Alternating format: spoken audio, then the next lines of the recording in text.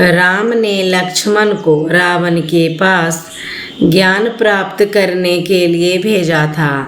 मरते हुए रावण ने लक्ष्मण को जो ज्ञान दिया उसमें एक महत्वपूर्ण बात यह थी कि शुभ कार्य में कभी देरी नहीं करनी चाहिए। हमारे सभी सनातनी भाई बहनों को हमारा नमस्कार। आप देख रहे हैं आध्यात्मिक कथाएं। आपसे हाथ जोड़कर निवेदन है कि जानकारी अच्छी लगे तो वीडियो को लाइक, शेयर और चैनल को सब्सक्राइब कीजिएगा।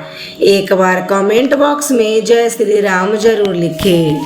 आइए अब जानते हैं रावण के तीसरे कारण को, जो रावण की सकारात्मक छवि को दर्शाता है। ये तो हम सभी जानते हैं कि रावण घोर तपस्वी था, जिसने अपने तप से बहुत सी ऐसी विद्याएं और शक्तियां प्राप्त की हुई थी जो रावण को सर्वशक्तिशाली बनाती थी। रावण ने त्रिदेवों की तपस्या की और सबसे अलग अलग वरदान मांगा। मृत्यु को दूर रखने के लिए उसने ब्रह्मा जी की कड़ी तपस्या की, अमरता का वरदान मांगा। हालांकि ब्रह्मा जी ने अमरता वरदान नहीं दिया, लेकिन यह वरदान दिया कि उसकी मृत्यु नाभि पर ही केंद्रित रहेगी। इस बात का पता विभीषण को पता था, जिसने जाकर भगवान राम को ये बात बता दी। अगर विभीषण ये भेद भगवान राम को नहीं बताता तो युद्ध का अंत कुछ और ही होता। यदि बात की जाए रावण के परिवार की, तो रावण भगवान ब्रह्मा जी के वंशजों में से ही एक है। रावण के पिता ऋषि विश्रवा एक बहुत महान ज्ञानी पंडित थे। रावण की माता कैकसी थी, जो राक्षस कुल की थी। इसलिए रावण ब्रह्मा पिता और राक्षसी माता का संतान था। कैकसी ने अशुभ समय पर गर्भ धारण करके कुंभकर्ण, शूर्पणखा और रावण जैसे क्रूर राक्षसों को जन्म दिया। रावण की मायावी शक्ति के कारण रावण ने कई देवताओं को बंदी बनाया था। रावण जिस सोने की लंका में रहता था, उस लंका में पहले धनराज कुबेर थे। जब रावण ने विश्व विजय पर निकला तो उसने कुबेर को हराकर सोने की लंका तथा पुष्पक विमान पर अपना कब्जा कर लिया। कुबेर देवता रावण के ही सौतेले भाई है। रावण को त्रिलोक विजेता कहकर संबोधित किया जाता है। आखिर ऐसा क्यों, चलिए जानते हैं। दरअसल रावण ने अपनी नीतियों के बलबूते पर अपने आसपास के मुख्य राज जैसे अंगद्वीप, मलयद्वीप, वराहद्वीप, शंखद्वीप, कुशद्वीप, यशद्वीप और आंध्रालय, इन सभी राज्यों पर धावा बोलकर अपने अधीन कर लिया था। रावण ज्योतिष विद्या और तंत्र मंत्र का जानकार भी था। रावण ने अपने जीवन काल के दौरान बहुत सारी महान रचनाएं की, जैसे शिव तांडव स्तोत्र, अरुण संहिता, रावण संहिता, लाल किताब प्रमुख है।